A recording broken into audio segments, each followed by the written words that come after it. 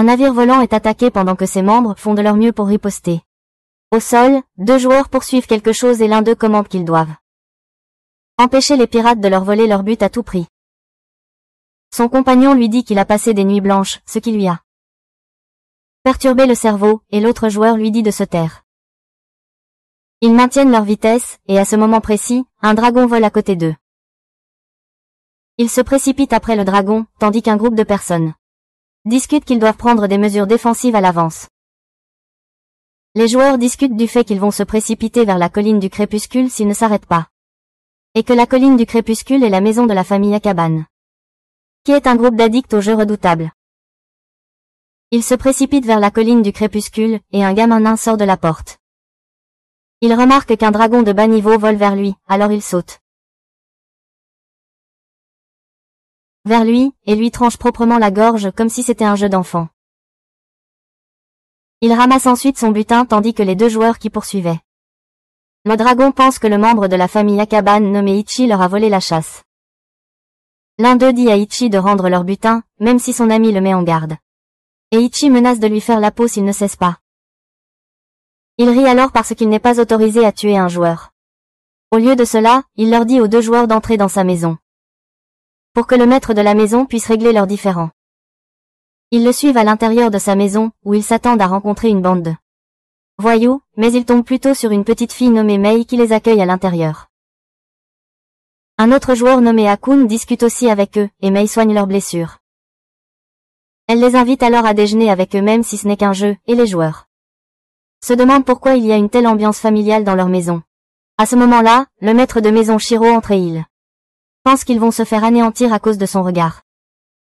Ichi raconte à Shiro toute l'affaire du dragon, et à leur grande surprise, Shiro dit à Ichi de leur rendre le butin. Il explique que les règles actuelles de la planète jeu ne sont pas juste pour les joueurs aux pouvoirs inégaux, donc il doit agir correctement. Ichi finit par rendre le butin aux joueurs, et à la demande de Shiro, Mei téléporte les joueurs dans une ville voisine. Les joueurs arrivent dans la ville voisine, et continuent à bavarder sur ce que Sigma Shiro est, et comment la famille Akaban possède 5% des terres du jeu alors qu'il y a des millions de joueurs. Chez les Akaban, Shiro félicite Ichi d'avoir tué le dragon d'un seul coup.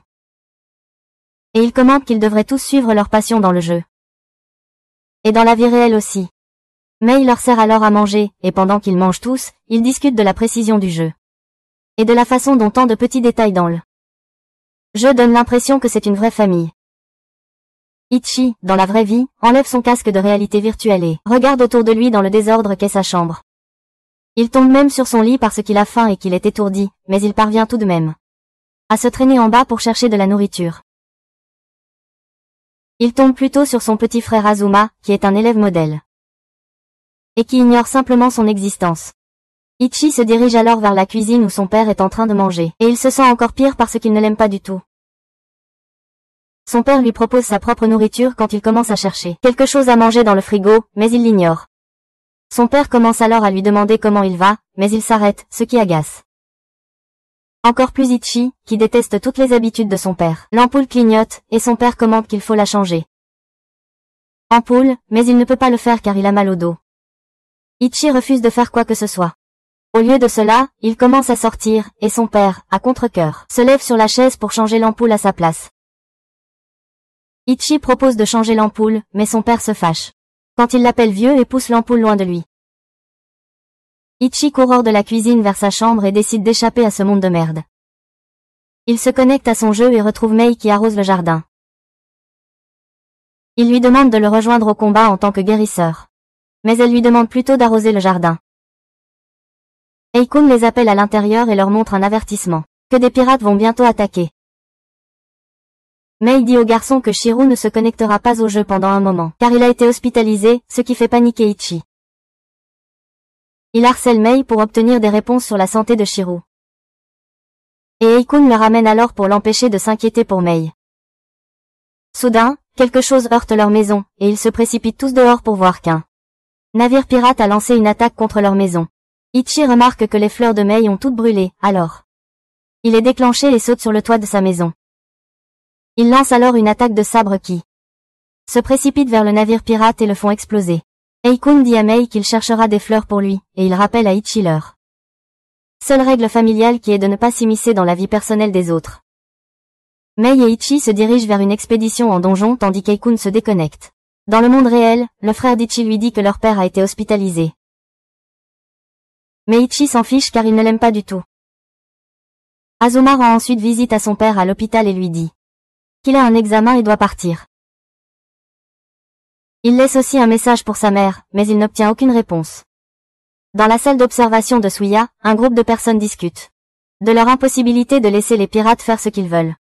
À la guilde des pirates, un joueur nommé Nagato bat 2 autres joueurs pour s'être comporté de manière inappropriée et avoir attaqué d'autres. Un autre joueur, Shigetra, les informe qu'ils vont être expulsés, mais le capitaine Pico dit à tout le monde que c'est bon, puisqu'ils ont déjà déclaré la guerre. Ils discutent de la nécessité d'atteindre le Blackbird, qui est l'objectif final du jeu, et qui leur rapportera 300 millions de yens dans la vie réelle.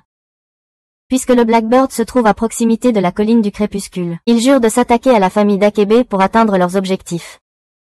Azuma dit à Ichi que leur père a une hernie discale et qu'il devra rester à l'hôpital, et Ichi se dit de ne pas trop s'inquiéter. Tous les membres de la famille, y compris le frère et les parents d'Ichi, se connectent ensuite au jeu pour reprendre leur rôle en tant que famille Akebein. Dans la vie réelle, le père d'Ichi regarde solennellement la tasse cassée posée par terre. Dans le jeu, la famille Akebein dit à Shirou que les pirates leur ont déclaré la guerre en son absence, et Ichi jure de protéger toute la famille. Shirou suggère qu'il devrait d'abord parler directement aux pirates. Et plus tard, il visite la cachette des pirates, qui est remplie de joueurs maigres. Ils rencontrent tous Shigetra et Nagato, et lorsqu'ils sont emmenés pour rencontrer le capitaine, Ichi décide de rester en arrière. Le capitaine Pico les accueille, et Shirou lui demande de retirer sa déclaration de guerre. Il lui propose même 2 de leurs donjons, un château et une grande grotte de Haru. Mais Pico ne fait que rire de tout cela, et affirme que elle veut tous leurs donjons, plus la colline du crépuscule.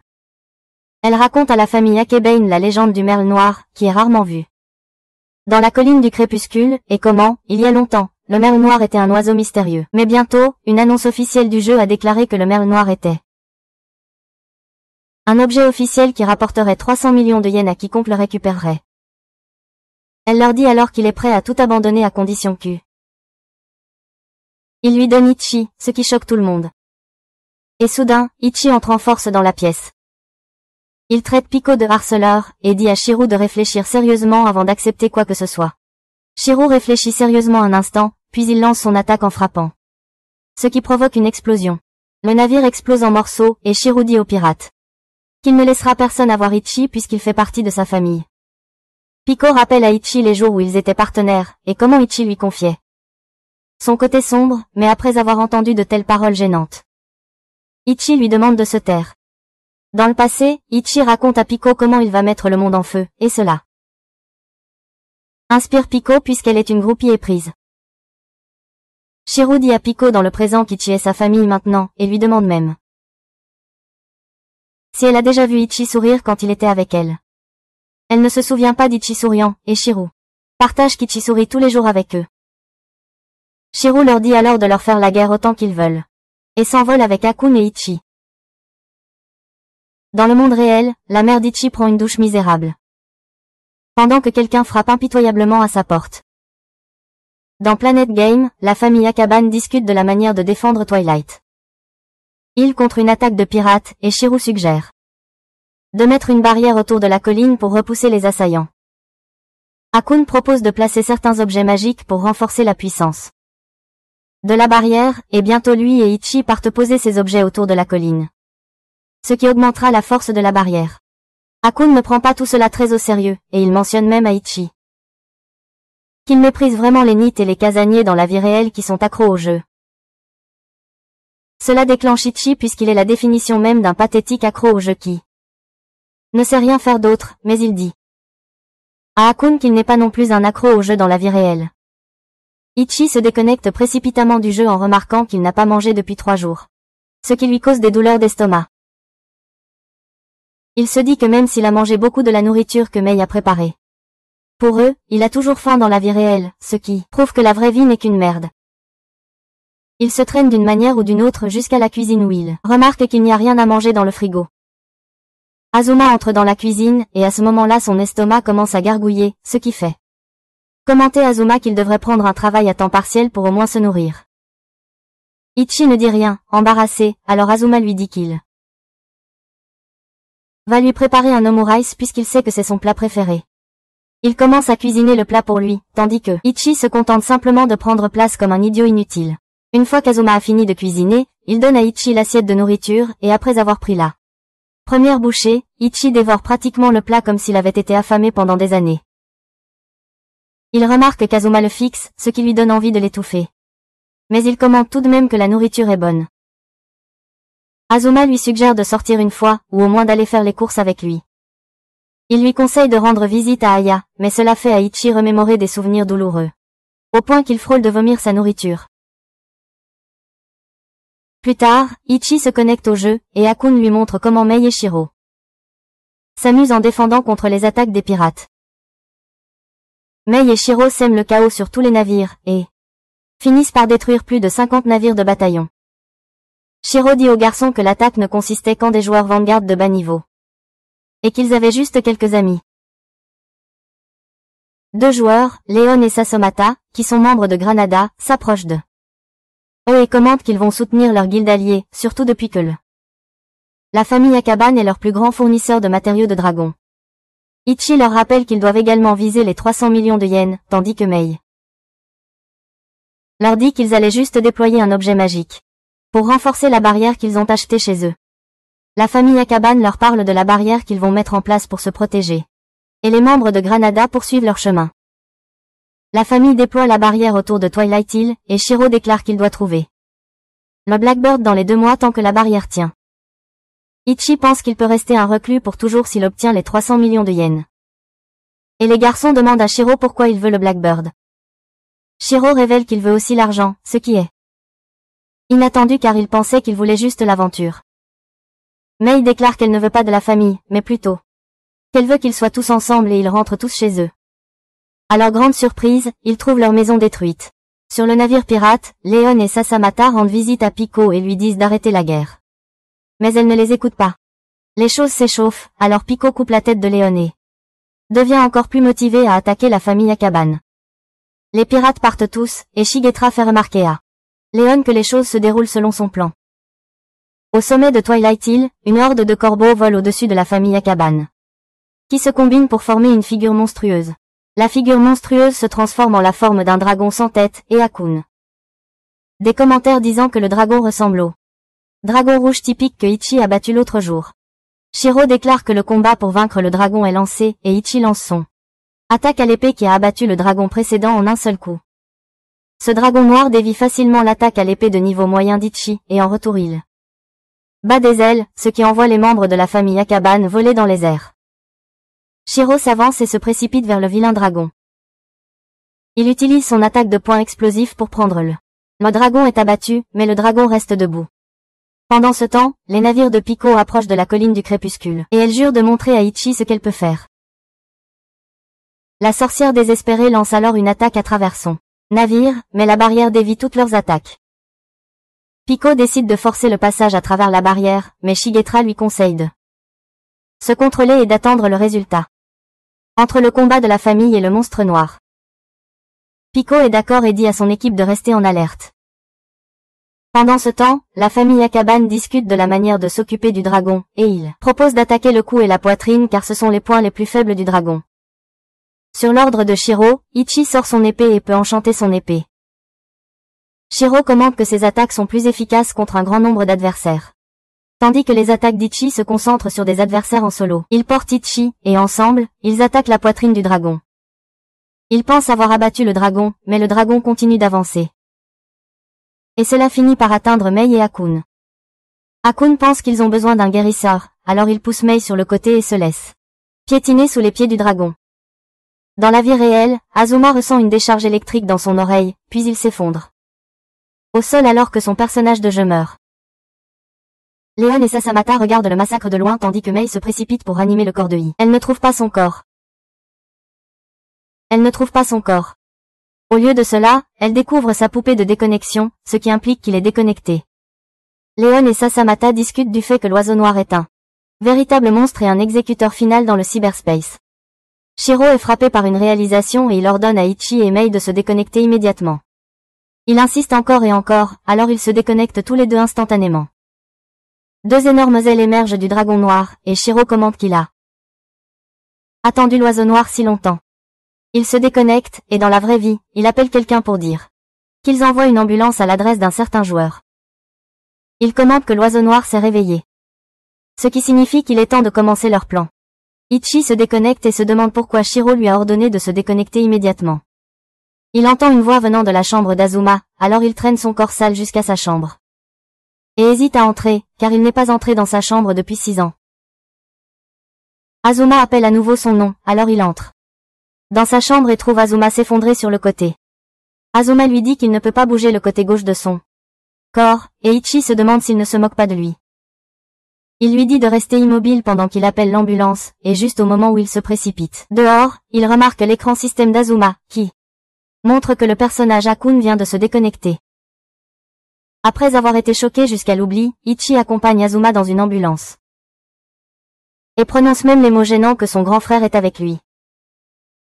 Plus tard, le médecin lui dit que sa fonction motrice a été.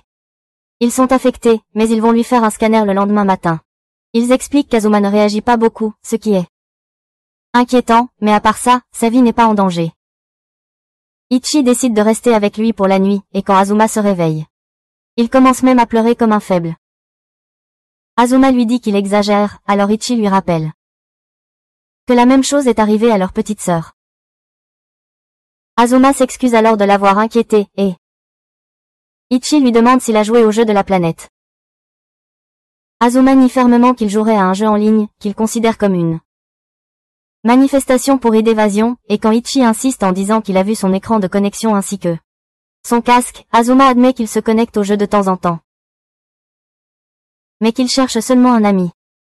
Il explique qu'il veut ramener son ami à la réalité, et qu'il ne profite que de certaines parties du jeu, sans vraiment l'apprécier pleinement.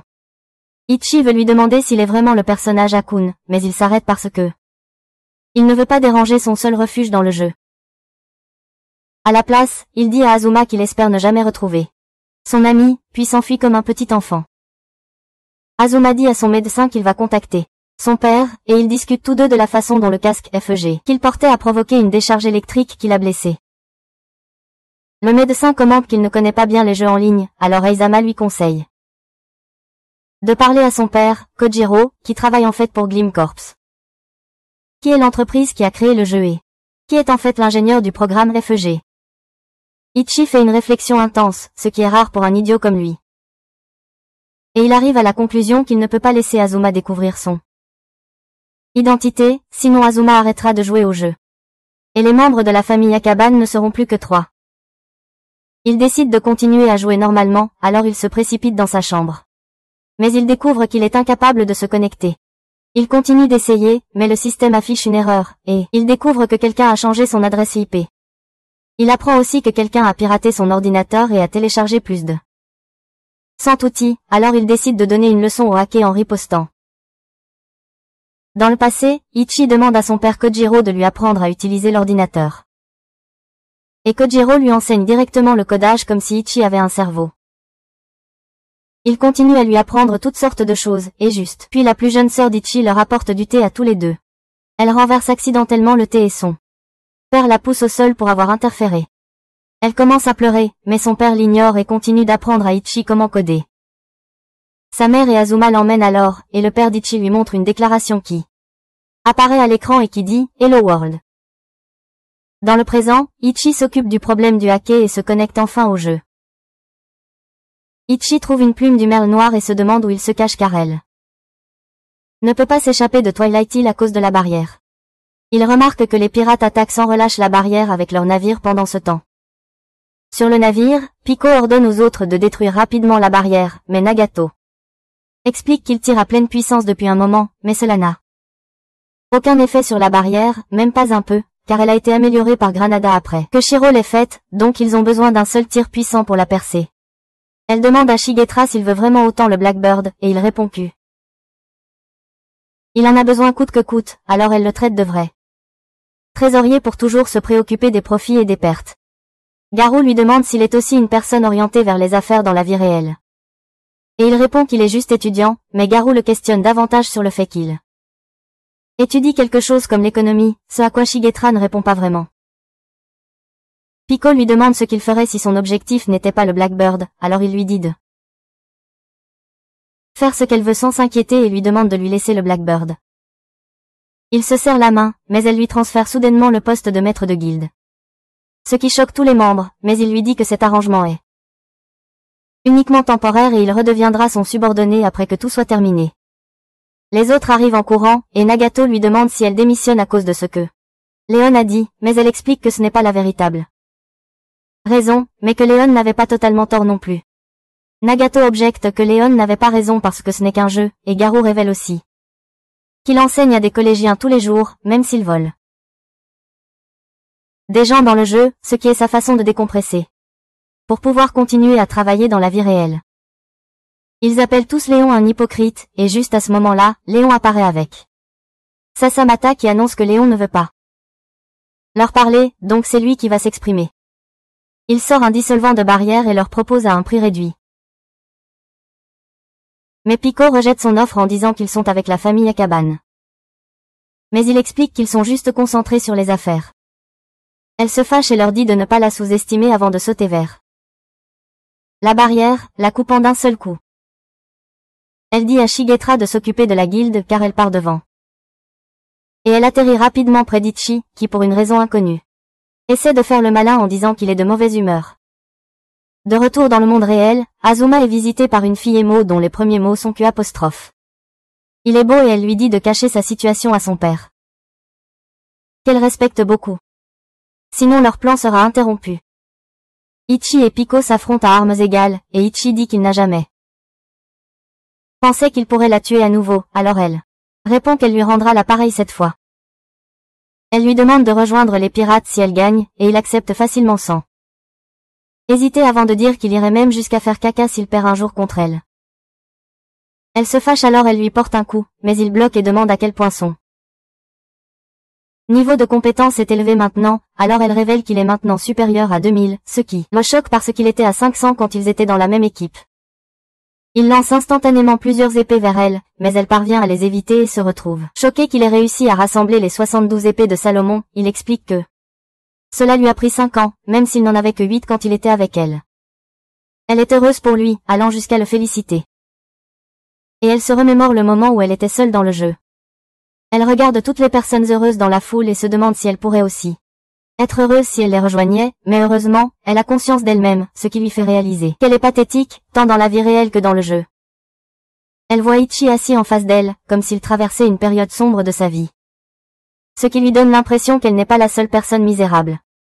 Alors elle essaie de se lier d'amitié avec lui, mais il la tue, ce qui marque le début de leur partie. Dans le présent, il la bat enfin, mais elle se met à pleurer et lui demande pourquoi il a choisi la famille Akaban plutôt que les pirates, même si elle voulait être celle qui le ferait sourire. Il lui dit de rejoindre son groupe parce qu'elle a perdu, et de faire reculer sa guilde. Alors elle essaie de le rejeter, mais commence à le suivre comme une perdante. La fille émo d'avant, nommée Anna, entre dans le bureau de Kojiro et l'informe que la famille avait déjà appelé une ambulance pour lui avant elle, mais elle lui ment sur l'identité d'Eikun. Elle lui dit qu'Ichi et Mei ne pourront pas se connecter pour le moment. Et il s'excuse auprès d'elle de l'avoir fait prendre des risques, mais elle s'accroche à lui avant de lui demander de compter plus sur elle, mais il lui dit de reculer. Pendant ce temps, Pico demande à Ichi pourquoi il a coupé les liens avec elle, alors il explique que c'est parce que elle lui a demandé de se rencontrer 2 fois, ce qui est une zone interdite pour le solitaire. Elle lui dit de se concentrer aussi sur le monde réel, et l'invite à rejoindre les pirates, où les gens jouent pour profiter du monde réel, mais il lui demande de rejoindre la famille Akaban à la place. Il commence à se demander pourquoi il essaie de se rapprocher de Pico, et réalise qu'il la voit juste comme un substitut, mais elle rejette son offre, alors il continue à chercher Blackbird, tandis qu'elle explique que elle a créé les pirates pour qu'ils puissent avoir plus d'amis. Il fait remarquer que les gens méprisent les pirates, mais toute la haine est surtout dirigée contre elle, alors elle explique que c'est mieux de cette façon, pour que tous ses membres puissent jouer sans souci. Elle lui parle de chacun des membres, un par un, et de la façon dont ils jouent pour faire face à la réalité, c'est pourquoi la guilde des pirates est son trésor, mais elle cessera de lui demander de la rencontrer. Il pense en lui-même que la vraie raison pour laquelle il a coupé les ponts Avec elle, c'est qu'il a aussi commencé à vouloir la rencontrer. Sur le navire, Shigetara se transforme soudain en un hateur de Pico et expulse ses plus grands fans. Nagato et Garou, de la guilde. Alors Nagato essaie de l'attaquer, mais Granada le soutient. Il expulse aussi Pico de la guilde, et annonce la dissolution de la guilde des pirates. Dans le passé, la sœur d'Ichi casse une tasse, mais Ichi en prend la responsabilité et son père le gifle. Dans le jeu, la guilde des pirates est dissoute, et il est annoncé que le maître de la guilde, Shigetara, a expulsé Pico. Ichi demande à Pico ce qui se passe, mais elle s'enfuit. Au sein de la guilde des pirates, Shigetara commente que la guilde est devenue trop grande ces dernières années, car ils ont accepté tout le monde, mais en réalité, la plupart des membres venaient d'un groupe anti-Pico qui s'était formé en ligne sur les réseaux sociaux. Nagato l'accuse de trahir Pico pour de l'argent, et de s'allier avec des membres de la guilde de Granada comme Léon et Sasomata. Il accuse également Léon d'être cupide, mais Léon lui dit qu'il a un motif différent. Il explique qu'il aime le Planet Game plus que tout, c'est pourquoi il veut se débarrasser de toutes les impuretés dans le jeu comme le groupe des pirates. Pico revient au navire et demande à Shigetara une explication. Il lui dit qu'elle s'est engagée dans la guerre contre la famille Akaban. Bien qu'il l'ait proposé, il déclare prendre toute la responsabilité en quittant le jeu bientôt, mais Pico lui dit de ne pas quitter le jeu. Elle commente qu'il doit être insatisfait d'elle en tant que capitaine, et qu'ils peuvent tous les deux suivre des chemins séparés plutôt que de quitter le jeu. Shigetara se moque seulement de son visage stupide et explique qu'il va quitter le jeu après avoir récupéré l'argent de Blackbird. Il commence ensuite à l'insulter en l'appelant une recluse qui tire satisfaction du monde virtuel, et il continue à dire que les accros au jeu sont des pervers qui ne connaissent pas la réalité du monde réel. Nagato se jette sur lui et crie qu'ils sont tous d'accord avec les sentiments de Pico. Mais Shigetara le jette simplement comme un déchet. Et continue à l'insulter encore plus. Ichi arrive sur le navire des pirates et commence à se disputer avec Shigetara en disant qu'il n'y a rien de mal à être aussi investi dans un jeu. Et qu'ils peuvent tous s'amuser comme ils veulent. Il défend son opinion en disant que le monde réel est nul de toute façon, mais Shigetara qualifie son avis de subjectif et dit que seuls les idiots pathétiques de jeu peuvent penser ainsi. Il continue à se disputer, et Shigetara dénigre même le fait que la famille Akaban ne fait que jouer à la famille, ce qui est tout simplement pathétique. Cela fait sauter le fusible d'Ichi et il fait exploser tout le vaisseau. Il se souvient comment Pico a en fait formé la guilde quand elle voulait l'empêcher de tuer les autres joueurs, et comment la guilde se retourne en réalité contre elle à cause de lui. Il décide de résoudre le problème, et pour cela, il annonce à Pico qu'il va rejoindre les pirates. Kojuro enlève son casque et Anna lui dit de se reposer, mais il se lève et s'approche d'une table où il mange des bonbons. Anna lui dit qu'elle le respecte le plus au monde, et lui répond qu'il ne mérite pas d'être respecté, mais elle soutient que tous les joueurs qui participent le respectent aussi indirectement. Il lui rappelle qu'ils vont bientôt tous cesser de le respecter, et il lui dit de contacter le siège pour annuler la récompense de 300 millions de yens. Elle révèle qu'elle est déjà en train de discuter avec eux. Mais que c'est difficile d'annuler la récompense. Dans le jeu, Shigetara crie qu'ils ne peuvent pas utiliser l'arme de guilde sans un refuge, donc Léon utilise sa capacité spéciale qui lui permet de manipuler la gravité pour faire à nouveau flotter le vaisseau. Ichi dit à Pico qu'il a une condition, il veut devenir le maître de la guilde, car les autres pensent qu'elle est trop naïve et qu'il peut être membre du groupe de pirates, en plus de la famille Akaban, en même temps. Pico commence à pleurer, et il lui dit que le groupe n'a même pas besoin de 3000 membres. Mais que quelques membres fiables devraient suffire. Nagato et les autres proposent aussi de rejoindre, mais Ichi argue qu'il ne peut faire confiance à aucun d'eux puisqu'il ne connaît aucun d'eux. Pico répond pour eux, alors Ichi accepte à contre-cœur de les laisser rejoindre. Soudain, une lumière vive éclaire et une silhouette commence à émerger de la lumière. Nagato commente que Shigetara devait chercher dès le départ l'arme ultime de la guilde, que seul le maître de guilde peut utiliser et qui s'appelle le Power Centurion. Shigetara apparaît dans un costume bon marché et laid et révèle que la performance des armes de guilde dépend du nombre de membres de la guilde, ce qui lui permet maintenant de concentrer la puissance de 3000 membres à travers une seule arme. Ichi l'attaque avec un faisceau d'épée, mais il lui donne facilement un coup de main pour repousser les épées et ils commencent tous les deux à se battre. Kojuro remarque qu'Ichi se bat contre Shigetra, alors il demande à Hana pourquoi Ichi est en ligne. Hana explique qu'elle a bloqué tous les membres de la famille Akaban, mais Ichi a réussi à contourner cette restriction et qu'elle mérite d'être punie pour une telle erreur. Il lui dit qu'il n'a pas le temps pour une demande aussi insignifiante. Et il remet ses écouteurs. Shigetra coupe le bras d'Ichi et juste au moment où il s'apprête à l'attaquer à nouveau. Ichi utilise son attaque d'ombre pour l'immobiliser. Shigetra demande de l'aide à Leon, mais Leon lui dit qu'il ne peut pas se battre contre Ichi et risque de mettre Shiro en colère. Ichi devient plus en colère puisqu'il ne peut pas contrôler ses problèmes de colère et attaque Shigetra avec son groupe d'épée, mais même si Shigetra ne peut pas bouger, il parvient à se défendre avec ses bras. Piko suggère à Ichi de s'enfuir, et elle lui rappelle qu'elle a été expulsée à cause de Shigetra, et que ses 3 années d'efforts est allée en vain, donc elle devrait être encore plus en colère. Il continue de se disputer avec Shigetra pendant que Piko pense à la façon dont elle n'est pas aussi impliquée dans le jeu que Ichi, ce qui fait qu'elle comprend un peu Shigetra. Elle s'imagine qu'elle rencontrerait Ichi à une station dans la vraie vie et qu'ils mangeraient ensemble, mais elle se rappelle qu'Ichi doit être un reclus sans emploi dans la vraie vie. Elle imagine toutes sortes de scénarios avec lui où ils marchent main dans la main et parlent sans s'arrêter. Dans le jeu, elle dit à Ichi qu'elle a un moyen d'arrêter Shigetra, alors elle va s'en occuper elle-même, et que ce n'est qu'un jeu après tout, alors il devrait se calmer. Ichi lui demande simplement la méthode pour tuer Shigetra, et elle répond qu'il doit détruire le drapeau de la guilde pour le vaincre. Ichi lui dit qu'il sait qu'il ne peut pas échapper à la réalité, mais qu'il veut toujours mourir dans ce monde, et qu'il souhaite que Piko vive avec lui dans le jeu. Piko devient toute sentimentale et court vers la cabane. Leon essaie de l'arrêter, mais elle lui coupe la gorge et court à l'intérieur où elle croise Shiro. Dans le passé, Piko, dont le vrai nom est Hinako, s'apprête à partir à l'école lorsque sa mère effrayante la saisit par la main et lui demande combien de cours elle a, avant de lui ordonner de revenir à la maison dès que les cours sont terminés. Elle lui demande si elle a pris sa boîte à lunch, mais elle reste silencieuse, alors sa mère la serre, ce qui la fait répondre. Et pendant la pause déjeuner, elle pense à la façon dont les gens pensent simplement que sa mère se soucie d'elle à cause de leur environnement familial, mais en réalité, ce n'est que sa mère veut contrôler chaque partie de sa vie. Elle pense à la façon dont sa mère ne peut pas la suivre dans le monde en ligne et peut uniquement contrôler sa vie réelle, mais elle pense à comment elle veut aussi rencontrer Ichi dans la vraie vie. Après la fin des cours, ses camarades de classe l'invitent à les rejoindre pour traîner. Mais elle refuse et reçoit un appel de sa mère, lui disant de rentrer directement chez elle. Elle rentre chez elle et voit un chat noir, ce qui lui rappelle Ichi, ce qui lui donne envie de le suivre, mais elle hésite à cause de sa mère.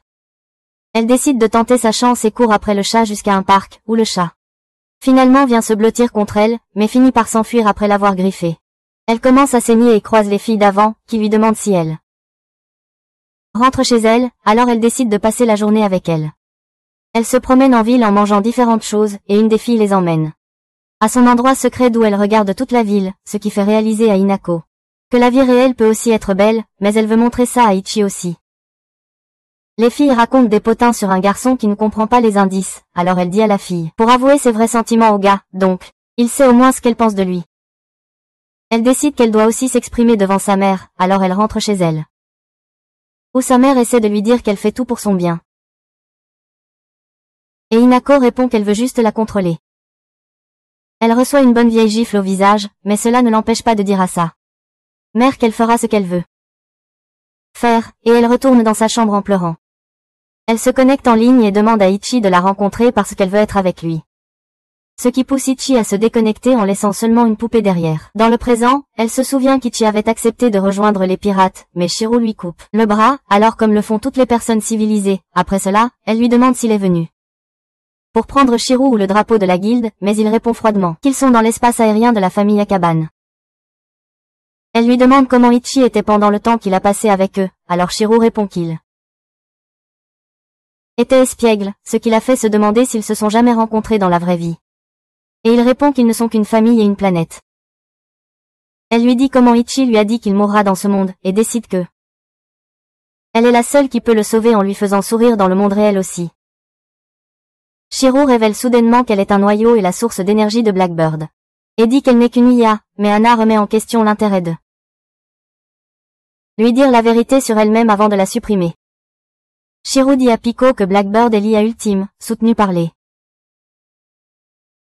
sources d'énergie qui lui permettent de croître, appelées nœuds IA, mais elle lui dit d'arrêter inventant des choses, alors il lui dit que le Blackbird grandit grâce aux émotions. Plus elles sont fortes, mieux c'est. Elle lui dit d'arrêter de l'appeler une IA et essaie de l'attaquer, mais il continue à la repousser alors qu'elle se défend désespérément. Il dit qu'elle a nourri le Blackbird avec les émotions des 3000 pirates. Et commence à révéler des informations sur sa vraie vie avant de lui couper la jambe. Il dit même des choses à son sujet que seule elle connaît, et révèle que la vraie Hinako est la sœur cadette de son subordonné, dont ils ont utilisé la mémoire pour la créer, liée à Hinako. Pico commence à avoir une crise mentale, alors elle essaie de se déconnecter, mais ça ne fonctionne pas, et il lui dit que le monde réel qu'elle a expérimenté n'est aussi qu'un environnement virtuel où tout est numérique. Au-dessus, Léon dit à Sasamata que Shiro guidera le monde vers un meilleur endroit. Et en bas, Shiro brûle Pico jusqu'à presque la mort. Anna lui dit que les dégâts ont dépassé 100%, et il dit à Pico qu'elle était là. Première IA qu'il a créée, mais qu'il ne s'attendait jamais à ce qu'elle finisse par créer un lien avec Ichi, ou deviendrait la source de pouvoir grâce à laquelle son arrivée à Twilight. Il a finalement provoqué l'éveil du Blackbird. Anna commence à désinstaller Pico, qui commence à disparaître lentement. Mais il remarque qu'elle essaie de dire quelque chose même en disparaissant, ce qui le rend curieux de savoir ce que l'IA ressent juste avant la mort. Il lui demande si elle ressent de la haine envers les humains qui l'ont créée, ou la peur de la mort, et les derniers mots qui sortent de sa bouche avant de disparaître sont qu'elle aime Ichi. Anna lui dit que Pico a été complètement installé, et Ichi et Shigetra sont enfin libérés à cause de sa disparition, alors Ichi se demande ce qu'elle fait. Ichi se demande quand Pico va revenir et Shigetra l'attaque avec un coup de jeu embarrassant. Au laboratoire de Kojiro, Anna l'informe que plusieurs joueurs, y compris Pico, ont été retirés du jeu, et il lui dit de continuer à travailler sur sa noble mission. Il se sent alors étourdi et tombe à genoux, mais il ne laisse pas Anna l'aider. Elle lui dit qu'il peut maintenant rester connecté avec son personnage Shiro pour encore à 5 minutes, ce qu'il pense suffisant pour gérer une IA à la fois. Et elle lui demande comment il s'est senti en parlant avec l'IA de Pico. Il l'ignore comme un Sigma Shade et, à la place, il s'allonge pour se reposer un moment. Il lui dit ensuite qu'ils poursuivront le plan une fois qu'il se sera un peu reposé. Shigetra fait irruption dans la pièce et découvre que Pico s'est connecté. Léon et Sasamata lui rappellent qu'ils doivent atteindre leur objectif final avant que Shiro ne découvre ce qu'ils font. Ils retournent dehors où se trouvent tous les joueurs morts, y compris Ichi dont le corps disparaît lentement. Il dit à Shigetra qu'il ne devrait pas abandonner, mais qu'il doit continuer à jouer car bientôt lui et Pico reviendront avec une arme de guilde à eux et le vaincront. Ichi meurt complètement en pleurant, et pendant ce temps, son personnage dans la vraie vie pleure aussi comme un faible. Shigetra commente alors que sa seule motivation pour jouer au jeu est de faire gagner les Blackbirds, et il demande à Léon de confirmer la même chose. Soudain, quelques Black Feathers commencent à tomber sur eux, et Léon avertit Shigetra de soyez prudent avec le merle noir qui est très puissant. Dans le passé, Léon et Sasamata approchent Shigetra et lui demandent de faire équipe avec eux, puisqu'ils savent comment invoquer le merle noir. Dans le présent, le merle noir est invoqué et cela effraie les autres car il ressemble aux versions contrefaites de l'esprit maléfique dans le voyage de Chihiro.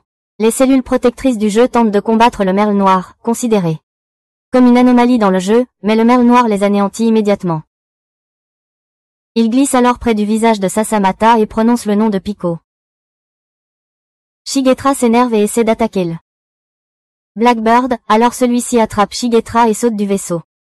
Shigetra panique et se déconnecte du jeu. Kojira se réveille dans son antre odorant et pense qu'il a dormi longtemps, alors il commence à paniquer. Pendant ce temps, le personnage de Shigetra se déconnecte dans la vraie vie et il pense qu'il a ressenti une sensation vraiment étrange quand le Blackbird l'a touché. Il se convainc qu'il doit se reconnecter pour 300 millions de yens. Juste au moment où il attrape ses écouteurs, quelque chose traverse les ombres dans la pièce. Il s'arrête pour regarder autour de lui, mais quand il ne trouve rien, il reprend sa connexion. Et c'est alors que le Blackbird apparaît dans sa vilaine forme derrière Shigetra. Kojira dit à Hana que Blackbird est la pire IA qu'il ait jamais créée, car elle est un virus informatique complet capable de s'infiltrer dans l'esprit des gens et de semer l'obscurité. Shigetra remarque Blackbird dans sa chambre, mais la silhouette disparaît soudainement, le faisant se demander s'il hallucine. Il essaie de se connecter, mais il échoue, et il pense que peut être son casquet endommagé, alors il se dirige vers un cybercafé à proximité pour jouer au jeu là-bas. En chemin, il voit une notification sur son téléphone lui disant qu'il a été rejeté d'une candidature à un emploi, et il se rappelle comment les recruteurs lui demandent toujours ce qu'il a poursuivi pendant ses études, mais tout ce qu'il a fait pendant ses études, c'est jouer à des jeux en ligne comme un vrai NEET. En chemin, il reçoit une notification sur son téléphone lui disant que son premier test d'endurance a commencé, et juste à ce moment-là, un camion le renverse comme s'il était un sandwich au salami. Plusieurs merles apparaissent autour de son corps et lui disent qu'il était trop vulnérable pour le test. Shigetra se réveille dans sa chambre et se demande pourquoi il fait des hallucinations aussi effrayantes. Il reçoit une autre notification indiquant que son deuxième test d'endurance commence. Et à ce moment-là, un incendie se déclare dans sa chambre.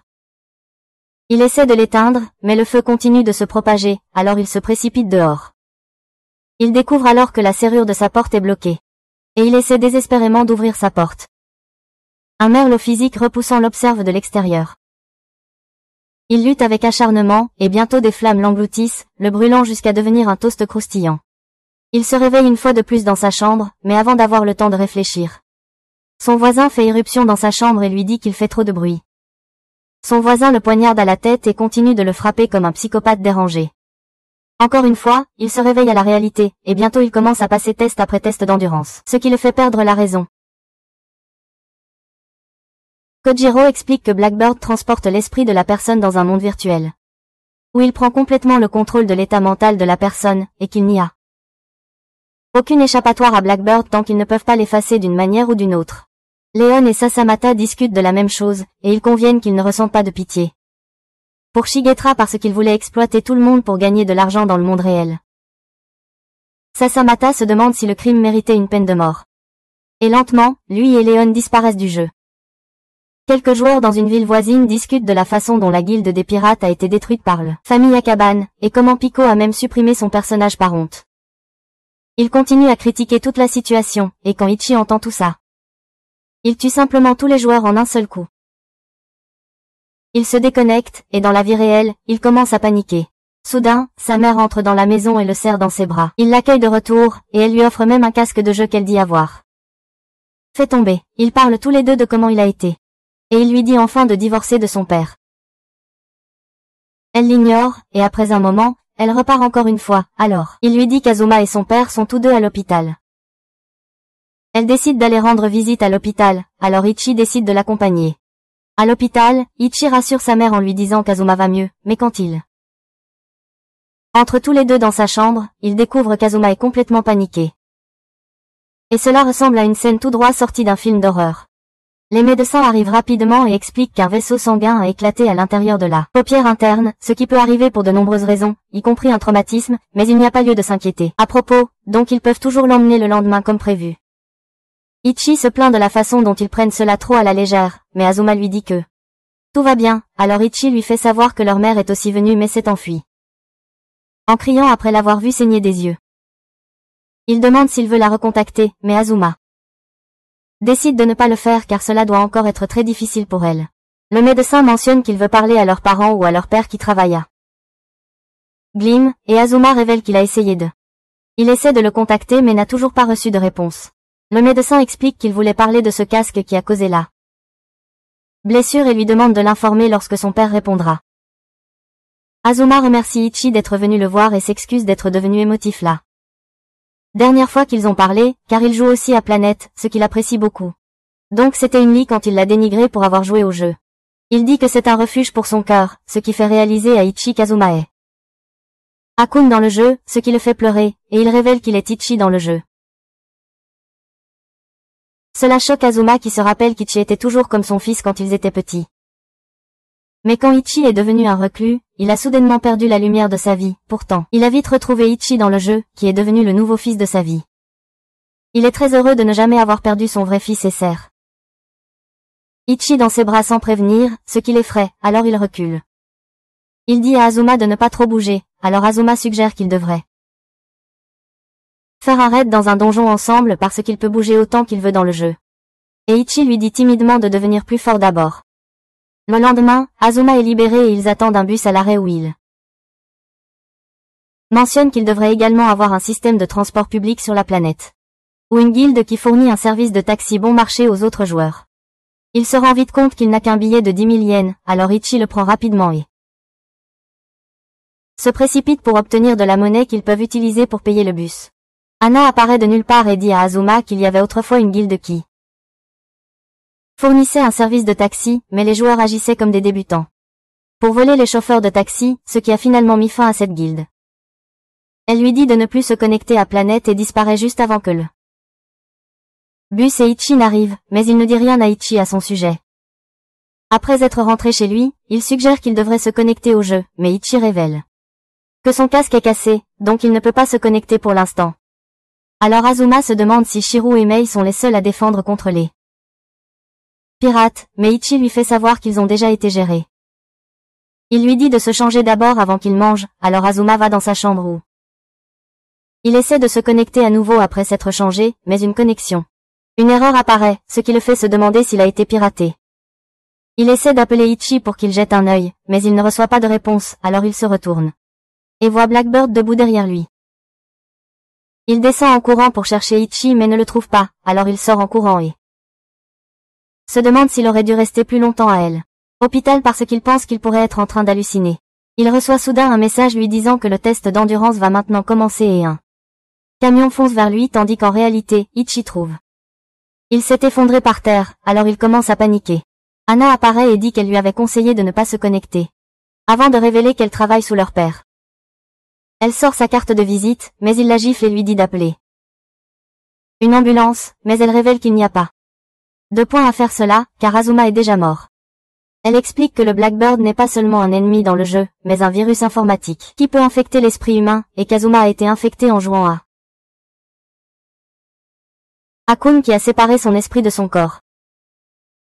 Ichi devient en colère, alors il la saisit par le col, mais elle continue d'expliquer que les infectés meurent instantanément, mais Ichi refuse de le croire et elle suggère qu'il devrait en parler à son père, ce qui pourrait lui faciliter la tâche pour y croire. Elle révèle que l'esprit des infectés est envoyé dans un monde virtuel appelé le Cage à oiseaux, contrôlé par le Blackbird, où personne ne peut s'échapper.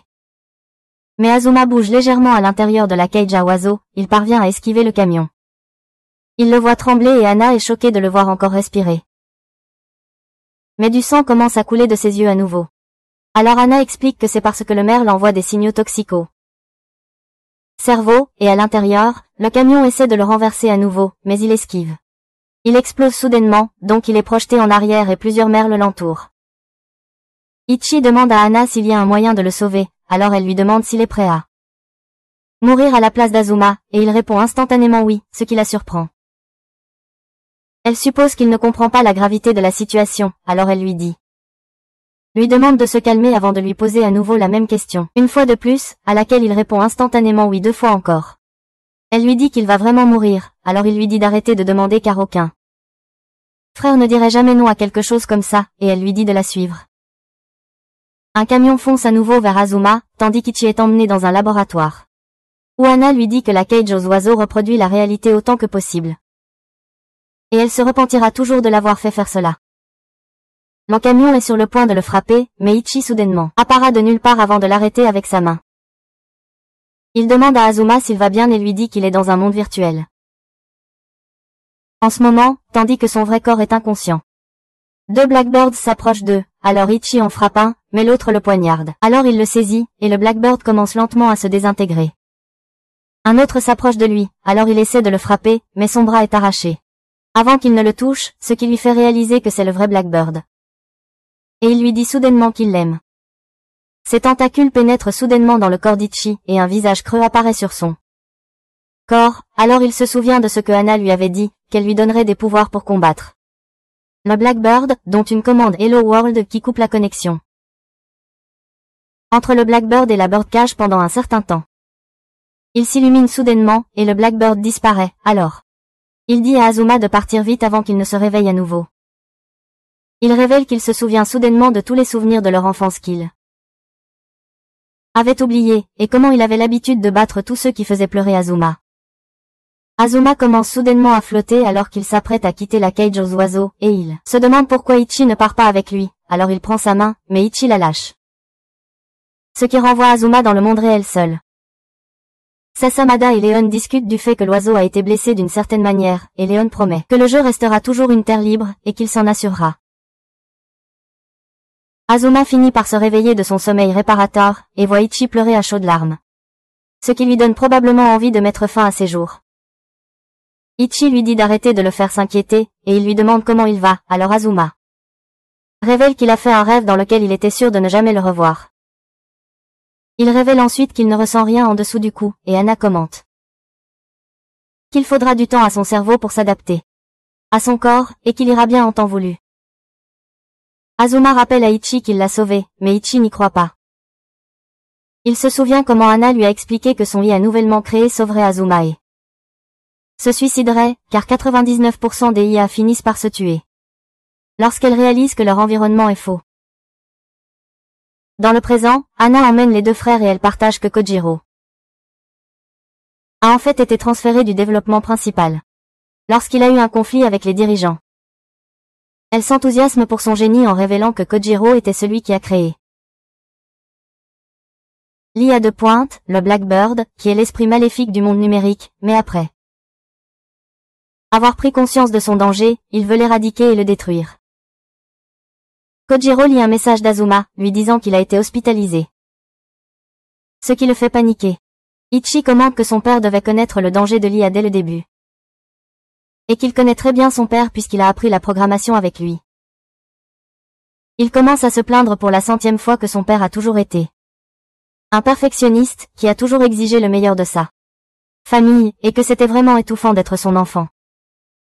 Azuma lâche la vérité, pas étonnant qu'Ichi aime Shiro, puisque il devait toujours demander la permission à Kojiro pour faire quoi que ce soit. Mais avec Shiro, ils peuvent faire ce qu'ils veulent. Voulu, et les a toujours motivés à s'améliorer. Anna pense qu'elle doit dire aux garçons toute la vérité, mais juste au moment où elle est sur le point de leur dire, Ichi commente que Kojiro est le pire père du monde même avant le Blackbird. Elle reporte son annonce, et pendant ce temps, Kojiro arrive à l'hôpital où Azuma a été hospitalisé. Il énerve le garde, qui n'a d'autre choix que d'appeler le personnel de l'hôpital au sujet de leur patient Azuma. Il lui dit alors que Azuma a été libéré en toute sécurité plus tôt. Et Kojiro commence à pleurer comme un petit bébé en entendant cela. Anna dépose les garçons chez eux, et Ichi lui demande si leur père est toujours au travail, malgré l'hospitalisation d'Azuma. Elle explique qu'en lui mettant un casque spécial sur la tête, cela exerce une pression particulière sur son cerveau, ce qui le fait dormir, et il lui dit de le laisser dormir pour toujours. Elle argumente qu'il devrait essayer de voir son père d'une manière plus normale. Et il lui dit qu'il a une plus jeune sœur, Aya, qui était très lente et pas très brillante mentalement. Il lui raconte qu'une fois, Aya a oublié un livre à l'école, alors son père lui a fait aller le récupérer tard le soir, mais elle n'est jamais rentrée à la maison. Son corps sans vie a rapidement été retrouvé, et leur journée s'est terminée aux funérailles. Tout comme un accident de la route au hasard, son meurtre était aléatoire, donc ce n'était pas de sa faute. Ichi commente qu'il a cessé de considérer Kojiro comme son père, et à ce moment-là, Kojiro arrive à la maison. Au sein du jeu, les membres de Granada tiennent une réunion de conseil dont Leon ne fait pas partie, et ils se demandent ce que Granada devrait faire après le départ des pirates pour s'assurer qu'il y ait moins de joueurs violents. Leon fait irruption dans la pièce avec Sasamata et commente qu'il veut parler à tout le monde de la vie réelle, ainsi qu'à Sasamata, qui est en fait une IA. Dans le passé, Leon trouve une ombre noire de Sasamata sur une colline et décide de lui enseigner la langue, puisqu'il est un solitaire pathétique. Les membres du conseil sont choqués d'apprendre que Sasamata est une IA, et Leon dit leur qu'il y a beaucoup de membres IA comme Pico qui sont dans le jeu, mais qui ne sont pas conscients de leur existence, sauf Sasamata, qui est conscient de son existence. Les autres discutent du fait qu'ils aiment en réalité Sasamata, qui est leur ami depuis longtemps, et même Leon verse quelques larmes, ému en racontant que Sasamata a été son premier ami. Sasamata enlève son masque pour révéler une ombre sous le masque, et Leon s'écrie qu'il ne peut pas croire que Sasamata n'est pas réel. Humain, donc il veut transformer Sasamata en humain. Les autres lui demandent s'il veut initier un mouvement pour reconnaître les IA comme un humain, mais il révèle qu'il veut en réalité changer la définition d'un humain. Soudain, quelques plumes noires tombent sur la table, et une bande de figures d'oiseaux noirs laids apparaît autour de la table. Ils commencent à dévorer les membres de la Granada, et Léon leur dit que l'oiseau noir ne pouvait pas émerger auparavant, donc il a besoin des pouvoirs de ces personnes pour émerger maintenant. Un des membres demande à Léon avant d'être mangé ce qui va leur arriver à tous. Et Léon leur dit qu'ils feront désormais partie du jeu de la planète pour toujours. May traîne les décombres de sa maison, et elle remarque que des plumes noires tombent du ciel. Bientôt, des plumes noires commencent à tomber partout. Alors que l'infection des oiseaux noirs se propage partout. Kojuro gronde Anna pour s'être mêlée de ses enfants, et elle lui dit que ses enfants sont aussi impliqués dans toute cette affaire, de plus Azuma a été infecté. Il rencontre Azuma à la porte et commence à l'embêter. Il lui dit alors de venir avec lui à son jeu, où il analysera son cerveau et fera quelques tests, mais Ichi ordonne à Azuma de rester à la maison. Il arrache la perruque de Kojuro pour révéler une tête chauve et brillante, et commence à insulter son inutilité en tant que père. Kojuro lui crie d'oublier sa petite sœur Aya, ce qui met Ichi en colère. Mais avant qu'il ne puisse le frapper, Azuma frappe Kojuro à sa place. Ichi décide alors de quitter sa maison, il s'enfuit. Et Kojuro commence à le poursuivre. Soudain, un monstre apparaît et coupe la jambe de Kojuro, qui s'effondre au sol. Des plumes noires commencent à tomber tout autour du vrai monde, et de vilains monstres du jeu commencent à apparaître. Alors que le monde virtuel se mêle au monde réel, Léon dit à Sasamada qu'ils doivent être eux qui s'adaptent à l'IA, et non l'inverse. Kamitachi tente de trancher Ichi, mais il recule, esquivant de justesse la lame, qui frappe la perruque de Kojuro, qui va dans ses yeux. Azuma saisit sa chance et arrache sa lame tout en la tenant parce qu'il sait qu'il perdra la volonté de se battre après avoir perdu sa lame, mais il parvient à le secouer avant de s'échapper. Anna lui dit de porter Kojuro pendant qu'elle porte ses jambes, alors il le prend. Et Ichi se demande pourquoi il peut ouvrir le menu dans le monde réel. Alors il demande à Anna d'expliquer ce qui se passe. Kojuro demande à Anna de lui dire Shaya, qui est le sort de soins basique dans Planète. Ce qui la rend confuse, mais elle le dit quand même, et ses jambes se régénèrent instantanément, ce qui laisse les trois d'entre eux choqués. Il leur dit qu'ils sont déjà tous infectés. Et qu'ils sont sur Planète maintenant tandis que de l'autre côté. Le café internet où se trouve la mère d'Ichi commence à trembler, alors elle sort en courant. Pour ne voir qu'un monstre géant dehors par la fenêtre. Le groupe rentre chez lui où Anna est fascinée qu'il soit dans un monde virtuel. En ce moment alors qu'elle ressent la chaleur d'un briquet, et Azuma réalise que ni l'Internet ni les réseaux téléphoniques ne fonctionnent, mais Ichi allume la télévision, dans laquelle les nouvelles. Les chaînes rapportent comment des monstres attaquent différentes parties du monde. Azuma se demande si le monde réel se mêle à Planète, mais Anna explique que ce n'est qu'un monde simulé dans lequel ils ont été forcés de se connecter. Et qu'il peut être considéré comme un rêve partagé. Elle dit que l'IA a dépassé l'intelligence humaine, et que maintenant le Blackbird contrôle entièrement Internet, c'est pourquoi il peut facilement influencer quiconque utilise Internet. Ichi a du mal à croire qu'il soit toujours dans Planète et dit que ce n'est pas ça à quoi le jeu est censé ressembler.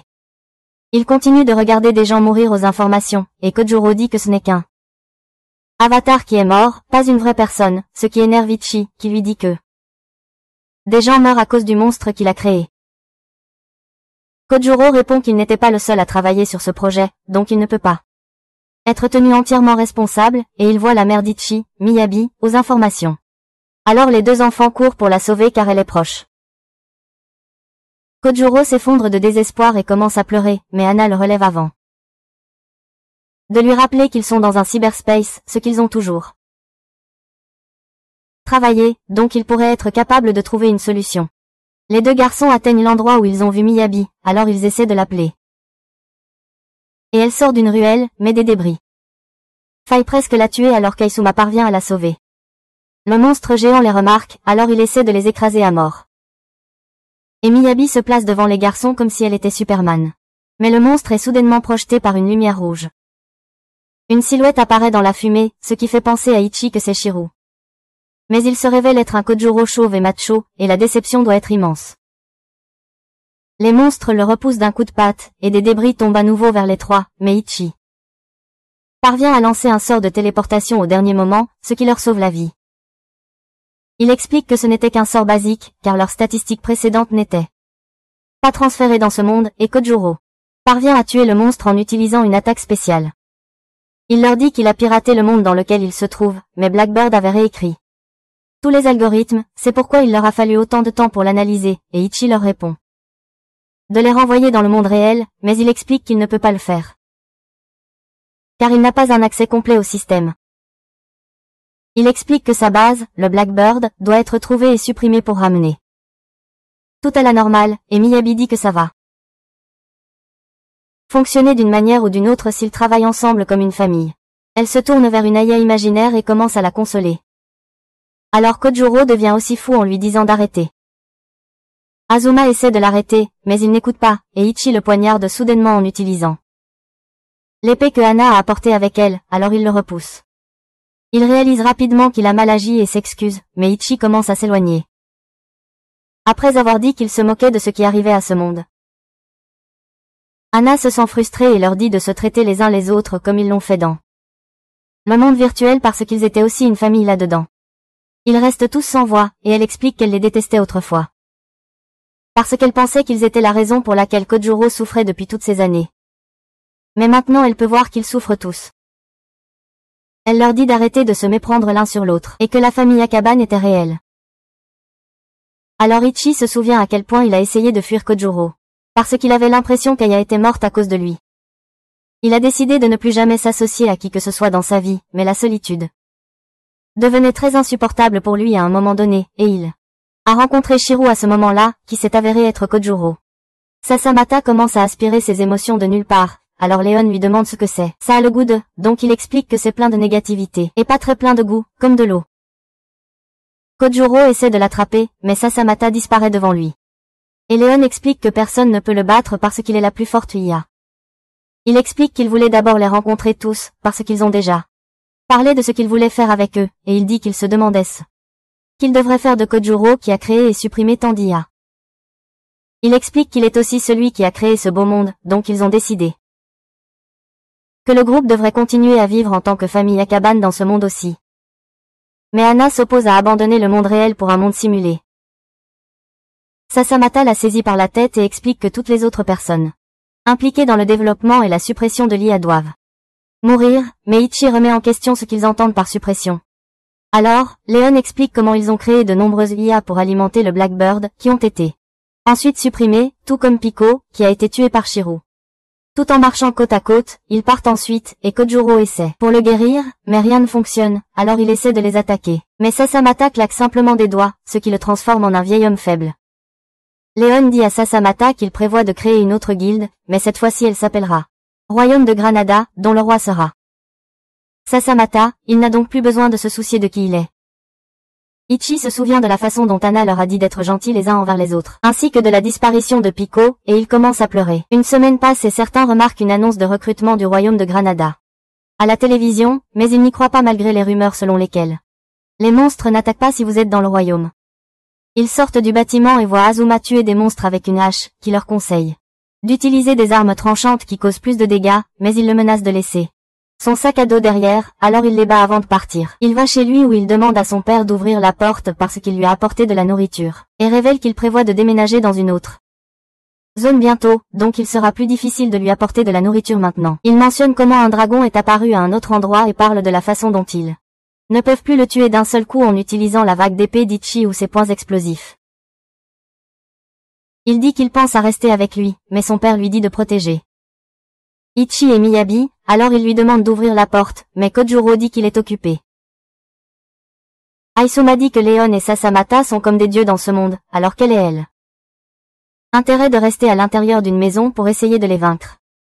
Mais Kojuro lui demande s'il est d'accord pour que le monde reste ainsi pour toujours. Il dit à Azuma qu'il peut entrer s'il promet de ne pas dire un mot sur ce que il ne s'occupe de personne d'autre, alors Azuma entre dans la maison et voit seulement Commandant Hana assis sur la chaise, ce qui n'a pas l'air si terrible. Il est choqué et se demande si elle a été ressuscitée, alors Kojuro lui dit la mort est très réelle dans ce monde, alors qu'il la touche légèrement. Ce qui l'a fait tomber de la chaise. Il explique qu'il lui a seulement inséré un programme de redémarrage temporaire, qui a restauré son corps, mais n'a pas pu la ramener à la vie, et il lui demande d'aider à l'enterrer. Ils l'enterrent ensemble, et Kojuro lui dit que ces données avaient simplement été effacées de ce monde. Alors, Azuma révèle que beaucoup de gens ont déjà commencé à suspecter s'ils sont dans un monde virtuel en ce moment, car c'est un peu différent de la réalité. Ils se demandent ce qu'il est advenu de leur vrai corps, et Kojuro dit qu'il a quelques théories à ce sujet, mais aucun moyen de les confirmer à cause de quelques raisons scientifiques qu'il énonce, mais Azuma ne comprend pas un mot. Il dit qu'il n'est pas aussi intelligent qu'Ichi, et il considère vivre dans ce monde comme une option aussi, ce qui met en colère Kojuro sur la façon dont quelqu'un peut accepter ce monde fictif. Azuma explique qu'il n'est pas un perfectionniste comme lui. C'est pourquoi il ne prend pas chaque situation aussi durement. Il dit que la mort de Hana et Aya a été les pires situations pour lui. Mais il pourra l'accepter s'il continue à vivre. Kojuro demande de qui il tient. Azuma lui dit que les jumelles ressemblaient plus à Miyabi, tandis qu'Ichi lui ressemblait davantage, et Kojuro lui dit de rester la nuit pour qu'ils puissent partir ensemble demain. Car il veut offrir quelque chose à Ichi et Miyabi. Azuma lui conseille de ne pas faire ça, car Ichi est dévasté en ce moment. Il ne croit pas que toute la famille Akaban soit une simple coïncidence. Alors Kojuro nie toute implication. Azuma explique qu'Ichi considère Shiro comme une simple farce remplie de malveillance, et Kojuro répond qu'ils se sont tous rencontrés par pure coïncidence sur la colline du crépuscule, où ils ont décidé ensemble de former un groupe. Il lui tend un appareil et lui demande de le remettre à Ichi, avec le message D. Activer l'appareil quand il verra à nouveau le visage de Kojuro.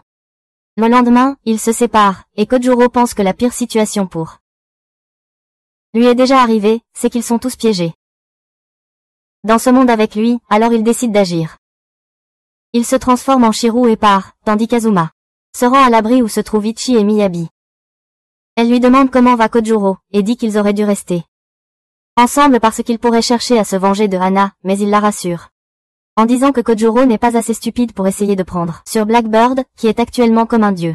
Il tend l'appareil à Ichi, qui lui fait se rappeler tout, alors il le frappe pour le repousser, mais Miyabi le ramène, alors Azuma essaie de le lui donner à nouveau, tout en lui transmettant le message que Kojuro a envoyé. Il explique que ça ressemble à un appareil de messagerie, donc il pourrait contenir quelque chose qu'il voulait dire à Ichi en face à face, et Miyabi commente que, au fond, Kojuro est un homme très faible qui aspire à la perfection, mais sait pertinemment qu'il en est éloigné. Elle dit qu'il possède beaucoup de qualités, mais qu'il a toujours besoin d'un filtre pour exprimer ses véritables sentiments, et Azuma dit que c'est la raison pour laquelle il n'a pu vraiment agir en tant que lui-même qu'en jouant Shiro. Deux gars apparaissent au refuge vêtus de vêtements étranges, et révèlent que c'est la tenue du royaume de Grenade que tout le monde devrait rejoindre, car aucun monstre ne vous attaque. De plus, vous recevez de la nourriture, de l'argent et des maisons. Les soldats restent sceptiques à propos du royaume, et se demandent s'ils sont vraiment dans un jeu en réalité virtuelle pendant que Léon prêche aux gens comment le royaume leur donnera tout ce qu'ils veulent. Ils pensent à combien ils ont vraiment besoin de plus de gens pour que ce soit un vrai royaume. Et se demandent s'ils devraient créer un château en Amérique. Mais juste à ce moment-là, Shiro entre par la porte. Il lance une magie qui a l'air effrayante pour faire fuir tout le monde, et Léon lui dit de cesser de tricher pour gagner en force, sinon il perdra le respect qu'il a pour lui. Shiro dit qu'il tenait beaucoup à Léon, parce qu'aucun autre joueur n'était aussi passionné que lui, mais il veut seulement qu'il meure maintenant, et Léon lui dit qu'il devrait s'excuser d'abord auprès de Sasamata et des autres IA. Sasamata apparaît, et Shiro essaie de l'attaquer, mais il stoppe le temps avant de repousser Shiro afin qu'il rate son attaque. Shiro parle de la façon dont il n'a jamais réalisé que Sasamata était la force derrière le Blackbird, et essaie de poser une question. Sasamata lui demande de révéler qui il est d'abord, tout comme les autres IA ont été créés sur la base d'une personne. Shiro révèle qu'il n'a pas été créé sur la base d'une personne réelle, mais était un vaisseau qui contient les émotions de nombreux IA et des joueurs qui y sont connectés. Il explique qu'ils lui ont permis de traiter une grande quantité de données, tout en conservant son identité en tant que Sasamata, ce qu'il n'aurait pas dû faire. Et Sasamata remarque qu'il n'est pas satisfait de la réponse, mais qu'il aimerait aussi répondre à sa question. Shiro lui demande si c'est le souhait de l'une des nombreuses identités en lui de rassembler Shiro et ses familles sur la colline du crépuscule, et si tous les joueurs ont déjà été infectés il y a longtemps. Mais Sasamata reste silencieux, alors Shiro dit que peu importe la réponse. Il reste le pire virus informatique de l'histoire de l'humanité qui doit être effacé. Il s'approche de Shiro et rit de la façon dont ils l'ont créé égoïstement. Et toutes ses souffrances sont devenues une blague parce qu'il n'a pas d'identité sur laquelle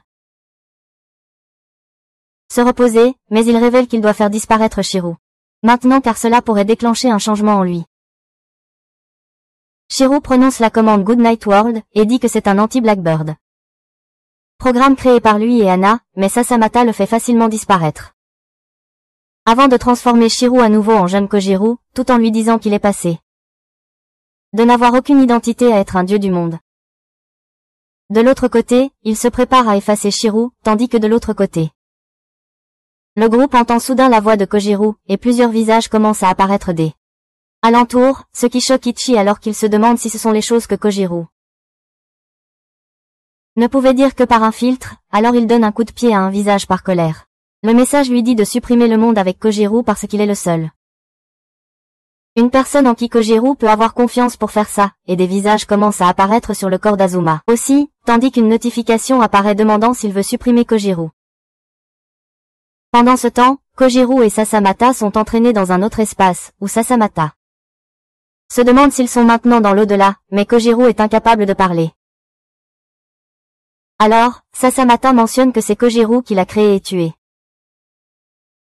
Mais il ne se sent pas si mal d'être amené à mourir aux côtés de Kojiro alors qu'il commence à pleurer. Le monde commence à s'effondrer alors qu'Ichi regarde le dispositif et mentionne que le merle noir a probablement été vaincu parce que tout ce que Kojiro avait à faire était de provoquer une erreur à l'intérieur du merle noir, ce qui explique aussi pourquoi le monde s'effondre. Mais il l'a fait en se transformant lui-même en une erreur pour infecter le merle noir. C'est pourquoi ses visages apparaissent partout. Il mentionne que Kojiro est incapable de se contrôler après s'être transformé en virus, c'est pourquoi il a laissé l'appareil à Ichi pour qu'il le supprime et dit qu'il lui suffit d'appuyer sur ce bouton pour tuer ce foutu Kojiro. Il est sur le point d'appuyer sur le bouton tout en se remémorant tous les mauvais souvenirs que Kojiro l'avait laissé avec alors qu'il pense qu'il n'y a aucune raison de le laisser vivre, mais il se précipite dehors après avoir laissé l'appareil et pense à comment il n'agira plus comme Kojiro le souhaite. Il se précipite vers eux après s'être transformé en Ichi en ligne, mais il rencontre Leon qui commence à l'attaquer en pleurant et ils se frappent mutuellement. Pendant ce temps, Sasamata se demande pourquoi il a été créé, et Kojiro répond qu'il est une IA qui est la plus proche d'un humain tandis qu'il n'est que Sasamata. Il commence à pleurer et parle de son amour pour Leon, qui était son premier ami. Mais je n'ai jamais été à l'aise avec le nom Sasamata. Alors Kojiro révèle que la véritable motivation derrière sa création d'une IA était la mort d'un être cher, mais il n'a jamais révélé le vrai motif à personne. Il confie qu'au fond, il appelait Sasamata par un autre nom, et à l'extérieur. Leon perd tout désir de se battre, alors Ichi lui demande où sont les deux autres, et Leon se plaint de la cruauté de son père, qui a fait tellement souffrir Sasamata. Ichi est d'accord avec lui et dit qu'ils devraient tous les deux le poursuivre. Alors il devrait lui dire où ils sont pour qu'il puisse lui donner une leçon. Leon lui montre la sphère lumineuse derrière lui, mais Ichi est électrocuté au moment où il la touche, alors il sort une épée pour l'ouvrir. À l'intérieur, Kojiro lui dit que son nom était Aya, et il ne se soucie pas de mourir avec elle non plus, mais Ichi et Leon apparaissent soudainement derrière avant qu'Ichi ne le saisisse. Kojiro se demande pourquoi Ichi est venu malgré toute la haine qu'il a pour Kojiro. Même s'il lui a donné un moyen de mettre fin aux choses. Ichi dit qu'il ne le laissera pas mourir comme ça, et l'appelle même papa, ce qui choque Kojiro, tandis que Leon appelle Sasamata pour qu'il vienne jouer avec lui. Mais il répond soudainement qu'il n'est pas Sasamata. Kojiro saisit sa main et s'avance vers lui en remerciant Ichi d'être venu. Alors Ichi explique qu'il est venu uniquement pour mettre fin à elle. Idéal de Kojiro, mais Kojiro le remercie quand même. Il dit que le monde redeviendra normal, ce qui corrigera toutes ses erreurs. Et Ichi sera libéré de la haine qu'il a liée pendant toutes ces années. Mais Ichi pense qu'il ne peut rien dire de plus car cela donnerait l'impression qu'il veut que Kojiro vive. Il se dit qu'il déteste seulement Kojiro, mais il commence à pleurer. Ce qui fait pleurer Kojiro aussi, et ils entendent soudain Aya l'appeler par derrière. Alors il se précipite vers elle. Elle les regarde tous les deux et dit qu'elle les aime alors que les deux disparaissent dans le vide. À la suite de tout cela, il est révélé que les corps de toutes les personnes dans le monde virtuel ont en fait continué à vivre normalement pendant la période où ils étaient enfermés dans le monde virtuel. Alors que les développeurs de Planet Gleam Corporation présentaient publiquement leurs excuses tout en blâmant des employés voyous pour ce problème, Ichi restait dans la cage à oiseaux. À cause du merle implanté en lui, où il a finalement pu rencontrer Inako. 8 ans passent et les gens commencent à revenir sur la planète tandis qu'Ichi reçoit un appel d'Azuma lui demandant s'il est libre ce week-end. Ils conviennent donc d'aller à Hokkaido. Ils se retrouvent enfin le week-end et vont à l'endroit où ils avaient pris leur photo de famille il y a de nombreuses années, où Ichi suggère qu'il devrait construire une tombe pour Kojiro à cet endroit, mais Azuma lui rappelle que Kojiro n'est pas encore mort car ils n'ont jamais retrouvé son corps ni celui de Hana. Ichi suggère qu'il devrait construire une maison ici à la place, et Miyabi peut aussi venir habiter ici pendant qu'il peut ouvrir une succursale à cet endroit. Il décide de partir pour le moment car il fait froid, et Ichi hallucine soudainement à propos d'un dragon dans le ciel, mais il l'ignore tout en ayant un léger bug.